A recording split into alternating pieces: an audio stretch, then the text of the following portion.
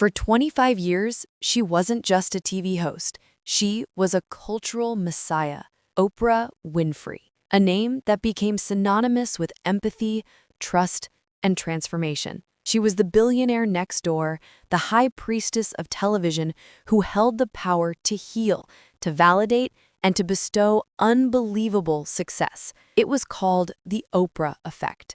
An entire generation trusted her as their moral compass. Her brand wasn't just fame, it was built on authenticity, trust, and moral authority. But when the cameras stopped rolling, when the adoring audience went home, that beloved queen of empathy vanished. According to those who worked closest to her, that persona was replaced by a ruthless CEO, a calculated gatekeeper who maintained a secret list. This list wasn't for guests she liked. It was for the ones she found to be liars, fakes, and manipulators. The guests who committed the ultimate sin. They tried to use her, and in doing so, they threatened her entire multi-billion-dollar empire, an empire built on one single, fragile word: truth. We let her into our homes. We trusted her. We believed her tears were real, but that trust was a weapon she had to protect at all costs. This is an investigation into the moments where that trust was broken and the Empress of Empathy was forced to become an executioner. We will expose the author she publicly humiliated for lying to her face, the rappers she confronted backstage for their misogyny, the late-night host she banned for 16 years for his disrespect, and the political figure she once platformed only to later see as an ideological enemy. But it gets so much worse. This isn't just a list of difficult guests. This is a list of stress tests that threaten to bring her entire empire of truth crashing to the ground. To understand the list, we must start with the case that created it, the one guest whose betrayal was so public, so blatant, that it forced Oprah to transform her stage from a sofa of empathy into a courtroom of justice. The man who lied to her. His name was James Frey.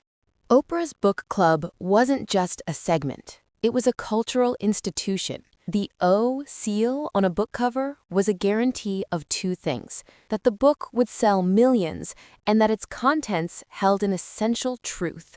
This was Oprah's sacred ground.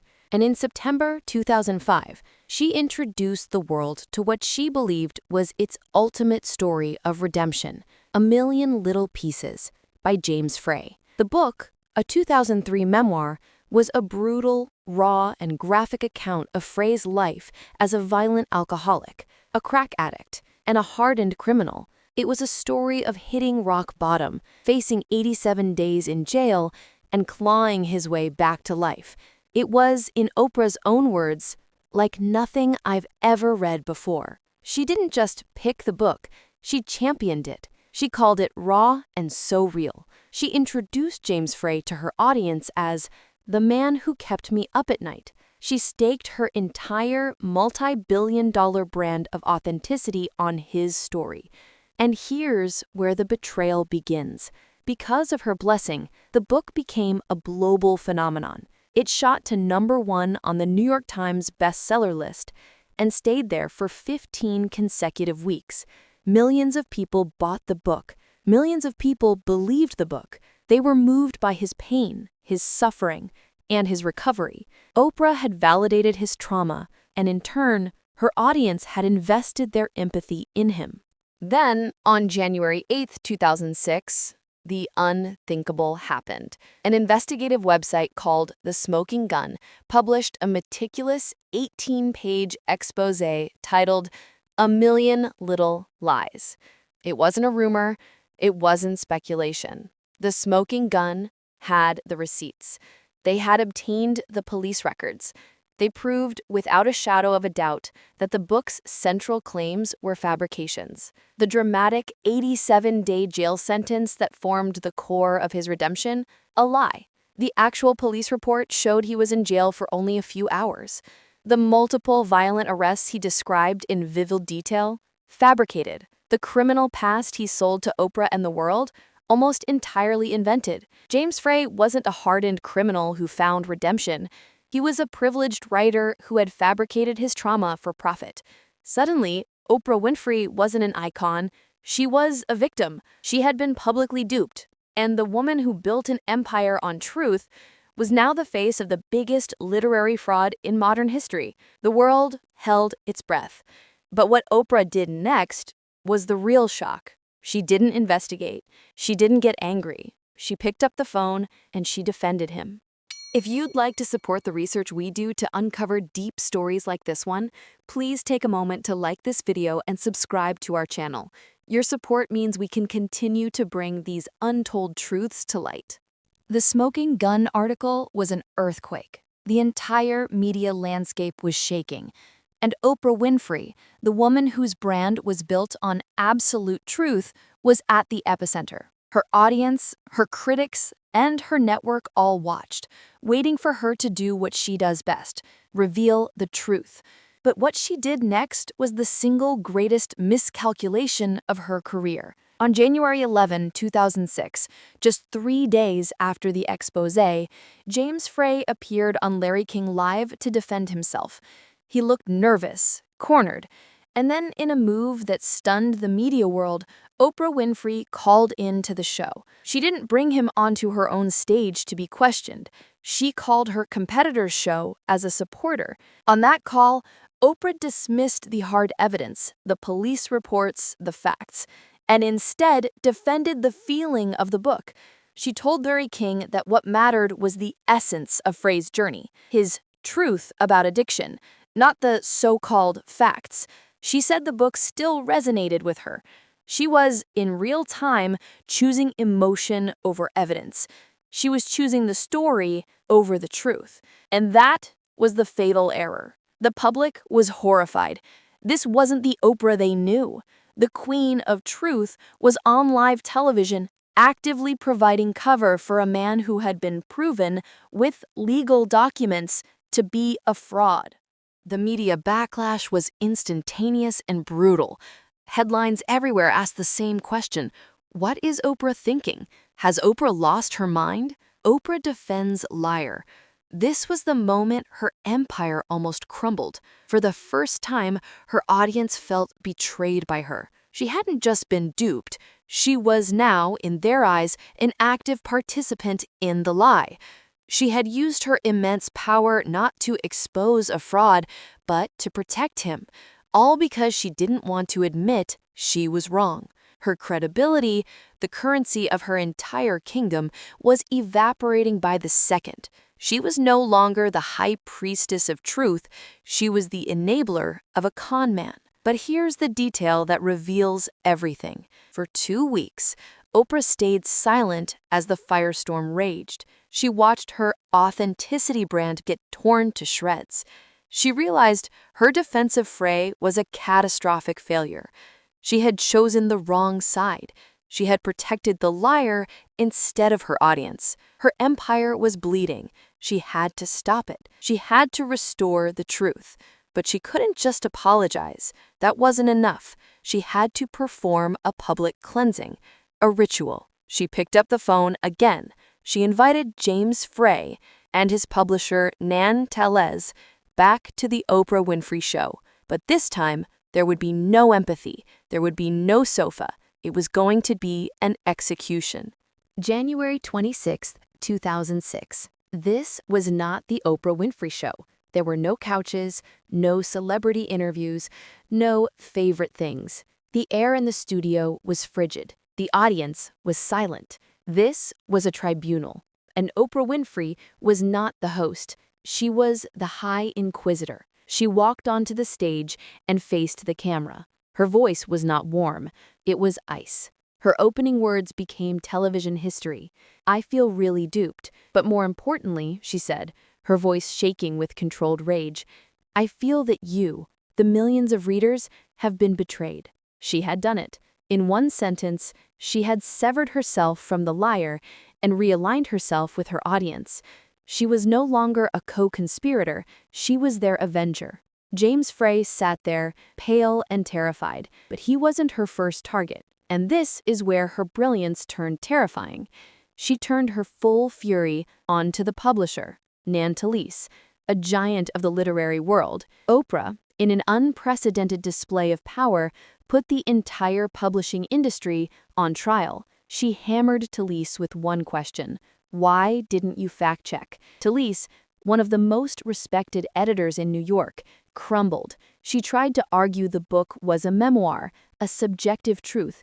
Oprah cut her off. What about the facts? She demanded. What about the 87 days in jail that was actually 3 hours? The transcript of this moment is brutal. Oprah cornered her, live on national television, until Talese was forced to admit the unthinkable. We did not fact-check the book. It was a nuclear moment. The power dynamic of media had just shifted, live on air. Oprah proved that her seal of approval, her truth, was now more powerful than the entire editorial process of a New York publishing house. Then, and only then, did she turn to James Frey. He was a broken man. She eviscerated him. She asked him, "Why did you lie? Why did you feel you had to exaggerate?" She played back clips of his previous appearance, showing him lying, then cut back to his terrified face. Media critics at the New York Times didn't call it an interview. They called it a dismantling. Columnist Maureen Dowd called it a public flogging. The execution was complete. The Oprah effect was no longer just about empathy. It was now also about terror. Oprah had performed a public brand purification. She had shown the world and her audience what happens when you lie to her. She had proven that her moral authority was absolute. But James Frey had only threatened her ethics. The next person on her list would threaten her life and her money. The next battle wouldn't be on her stage. It would be a federal lawsuit that could have cost her everything. James Frey's execution proved that Oprah's words held moral power. But the next entry on her list would prove that her words also held economic power, the power to wipe out an entire industry with a single sentence. This was not a literary spat. This was a war. The year was 1996. The mad cow disease, BSE, panic was sweeping Great Britain. People were terrified, and the fear was crossing the Atlantic. On April 16th, the Oprah Winfrey Show aired an episode titled Dangerous Food. This was classic Oprah, identifying a public fear and bringing in an expert to explore it. Her main guest was Howard Lyman, a former cattle rancher turned animal rights activist. He was the perfect whistleblower for her show. And on her stage, Lyman made a horrifying, explosive claim. He alleged that American cattle were still being fed rendered or ground up animal parts, including other cows. He was, in effect, accusing the U.S. beef industry of engaging in the very practice that had led to the mad cow panic in the UK. The studio audience gasped. Oprah, the ultimate stand-in for her viewers, turned to Lyman, her face a mask of genuine horror. But it's what she said next that lit the fuse. Lyman's claim was shocking, but it was Oprah's reaction that turned it into a weapon. Looking sickened, Oprah declared to her millions of viewers, "It has just stopped me cold from eating another burger." That was it. That one visceral, emotional sentence. "It has just stopped me cold from eating another burger." It wasn't a factual report. It wasn't an investigation. It was a feeling. But when Oprah Winfrey has a feeling, the world doesn't just listen, it acts. The effect was not abstract. It was immediate and catastrophic. The very next day, cattle futures on the Chicago Mercantile Exchange plummeted. Prices fell off a cliff, dropping 10%. The Texas Beef Group, a massive consortium of cattle ranchers led by Paul Engler, claimed that Oprah's single off-the-cuff remark had cost them an estimated $12 million. Overnight, the cattlemen were furious. They weren't just dealing with an activist.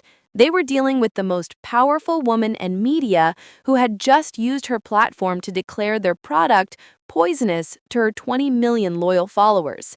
They decided to fight back, but they wouldn't just issue a press release. They found a new, obscure state law, a veggie libel law. And in Amarillo, Texas, they filed a multi-million-dollar federal lawsuit. Texas Beef Group versus Oprah Winfrey. The queen of television was being summoned to a hostile state by a hostile industry to stand trial for her words. The lawsuit was a strategic trap. The Texas cattlemen had dragged Oprah out of her Chicago stronghold and into their territory, Amarillo, Texas, a town built on cattle. They intended to frame her as an arrogant coastal media elite, completely disconnected from the hardworking, real Americans whose livelihoods she had just destroyed with a careless comment. They didn't just want her money, they wanted to humiliate her. They wanted to prove that her words, her empire, had limits. But they had no idea who they were dealing with. Oprah Winfrey didn't just send her lawyers. She didn't try to settle. She made one of the most brilliant strategic moves of her career. She moved her entire show to Amarillo. For 6 weeks in 1998, the Oprah Winfrey Show broadcast live from a theater in the heart of cattle country. This was not a legal move.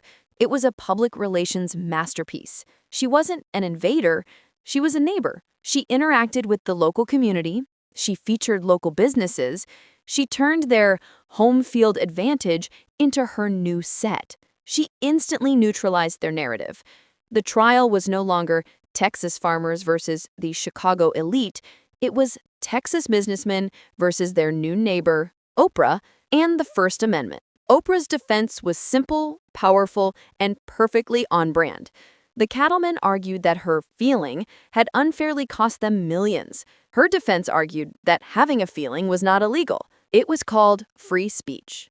When she took the stand, this wasn't just a celebrity testimony. It was a sermon. She famously declared, "I cannot be bought. I answer to the Spirit of God that lives in all of us." She wasn't just defending her show, she was defending her moral right to have an opinion. The trial lasted 6 weeks. The cattlemen presented their charts of economic loss. Oprah presented the Constitution. On February 26, 1998, the jury delivered its verdict. They found unanimously in favor of Oprah Winfrey. It was a total, crushing victory. And the moment that followed cemented her legend.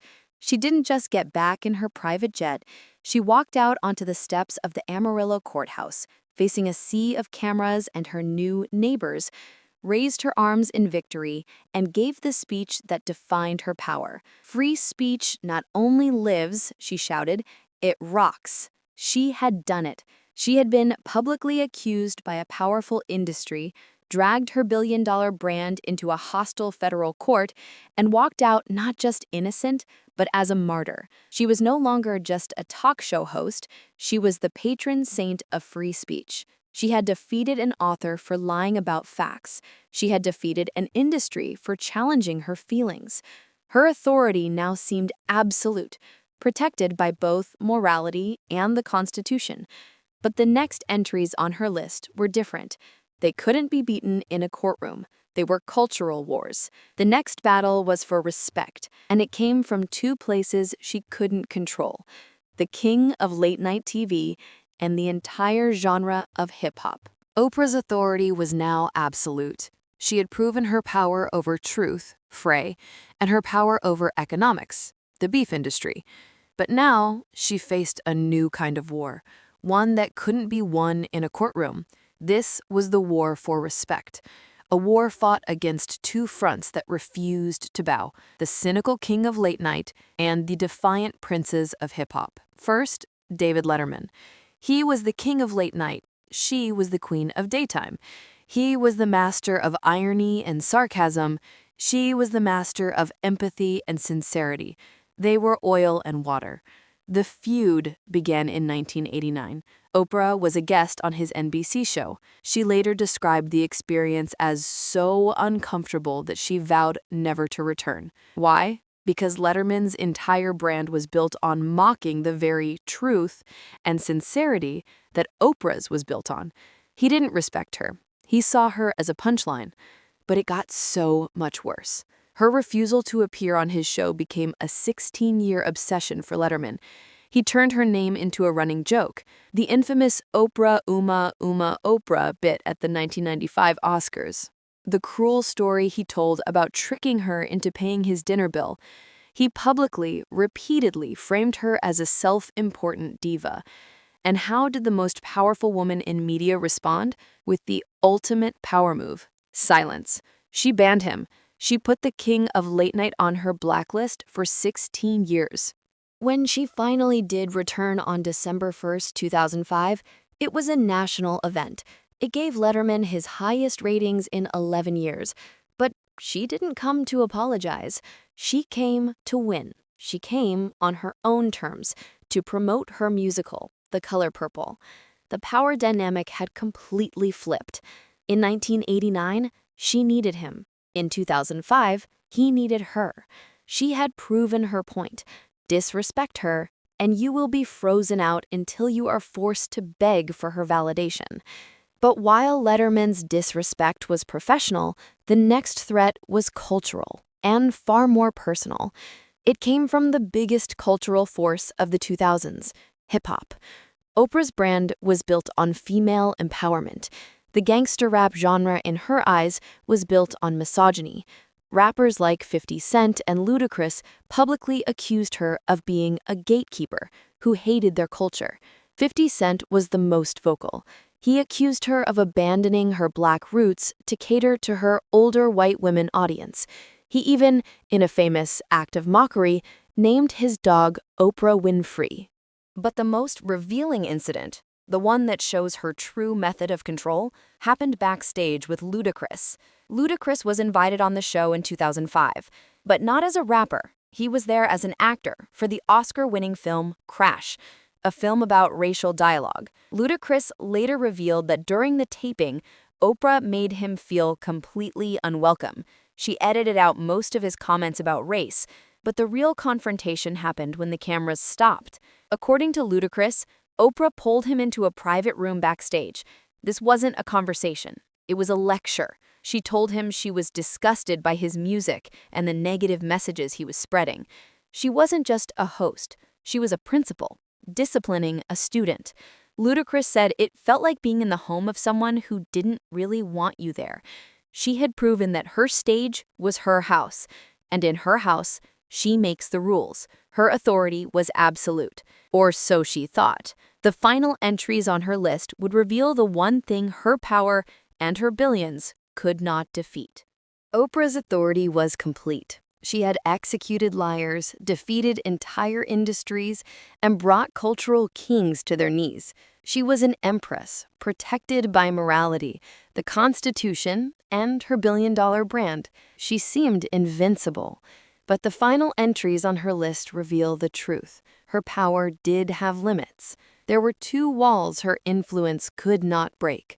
The first was the wall of political ideology, a monster that she herself had helped to platform. In 1988, a charismatic real estate mogul named Donald Trump sat on her couch. It was a friendly, softball interview. She famously asked him, "Would you ever run for president?" He gave his now infamous answer, "Probably not, but if I did, I'd run to win." The audience applauded. Oprah smiled. It was good TV. But they had no idea what they were watching. This wasn't an interview. It was an audition. Oprah, the ultimate cultural kingmaker, had just given a future populist president his first mainstream validation as a folk hero. Fast forward 30 years, the relationship was dead. In January 2018, Oprah delivered her thunderous Time's Up speech at the Golden Globes.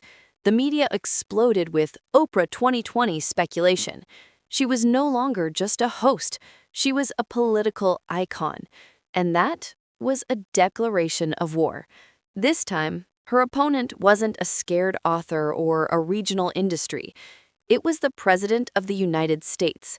Donald Trump saw her not as a media figure, but as a rival. He tweeted, calling the very insecure Oprah Winfrey someone who should run just so she could be exposed and defeated. This was the one guest who had used her platform and become too big to execute. She couldn't summon him to her stage for a public flogging. Her moral authority meant nothing against his political authority. She had finally met a power she could not control. But the second wall was even more profound. It wasn't political, it was personal. It was the one limit her billions, her fame, and her global brand could never overcome: systemic racism. In 2013, Oprah Winfrey, a billionaire, a global icon, arguably the most famous woman on the planet, walked into a high-end luxury boutique in Zurich, Switzerland. She was there for Tina Turner's wedding. She asked a sales assistant to see a $38,000 Tom Ford Jennifer handbag. The assistant looked her up and down and refused. She allegedly told Oprah, "No, that one is too expensive. You cannot afford that one." This is the moment that reveals everything. The incident became an international scandal. Tashlegate, Handbaggate. The Swiss government issued a formal apology, but the point was made. Oprah herself later explained the devastating realization: clearly, the Oprah Winfrey Show is not shown in Zurich. In that moment, her brand, the most powerful brand in the world, was useless. The sales clerk didn't see Oprah. She didn't see the billionaire, the kingmaker, or the cultural messiah. All she saw was a black woman who, in her eyes, didn't belong. Oprah's list proves her absolute power. She could destroy authors and bend industries to her will. But this final story proves her ultimate vulnerability. She had built an empire of truth and authority, but she could never, ever escape the two forces that define our world: politics and race. So, what do you think? After seeing these cases, was Oprah a force for good or the most calculating manipulator in media history? And which guest on her blacklist do you think was the absolute worst? Let me know all of your thoughts down in the comments. And if you want more deep dives into the hidden truths of Hollywood, make sure to hit that subscribe button.